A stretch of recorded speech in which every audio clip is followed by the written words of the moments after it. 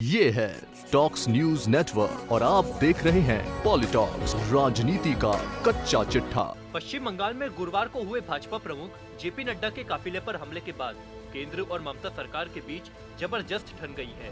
इस मामले में केंद्रीय गृह मंत्रालय द्वारा पश्चिम बंगाल के मुख्य सचिव और पुलिस प्रमुख को तलब किए जाने के बावजूद राज्य सरकार ने दोनों अधिकारियों को दिल्ली नहीं भेजने से साफ इनकार कर दिया है। मुख्य सचिव आलपन बंदोपाध्याय ने केंद्रीय गृह सचिव अजय भल्ला को पत्र लिखकर कहा है कि उन्हें 14 दिसंबर को राज्य के अधिकारियों की मौजूदगी के बिना बैठक करने का अनुरोध करने का निर्देश दिया गया है। बता दें, बीजेपी के राष्ट्रीय अध्यक्ष जेपी नड्डा के काफिले पर सत्तारूढ़ टीएमसी कांग्रेस के कथित समर्थकों द्वारा हमले पर राज्यपाल जगदीप धनखड़ की रिपोर्ट के बाद राज्य में कानून व्यवस्था की स्थिति पर स्पष्टीकरण के लिए केंद्रीय गृह मंत्रालय ने बंदोपाध्याय और डीजीपी वीरेंद्र को 14 दिसंबर को तलब किया गया है।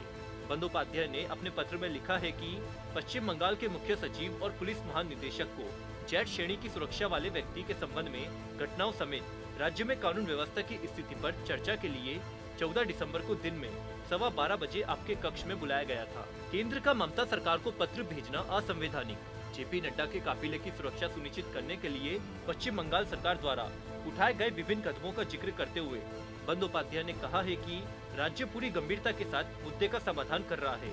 बंदोपाध्याय ने अपने 2 पन्ने के पत्र में कहा कि राज्य सरकार इस मुद्दे का समाधान के लिए पूरी गंभीरता से काम कर रही है।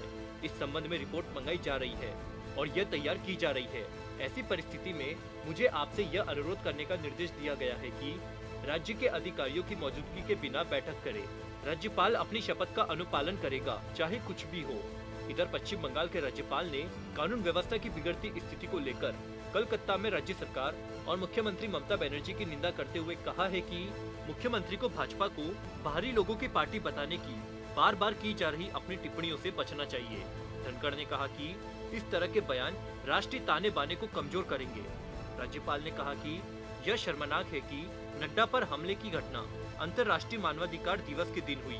गवर्नर ने आरोप लगाया कि कानून का उल्लंघन करने वालों को पुलिस और प्रशासन का संरक्षण प्राप्त है तथा विपक्ष के किसी भी विरोध को दबाया जा रहा है।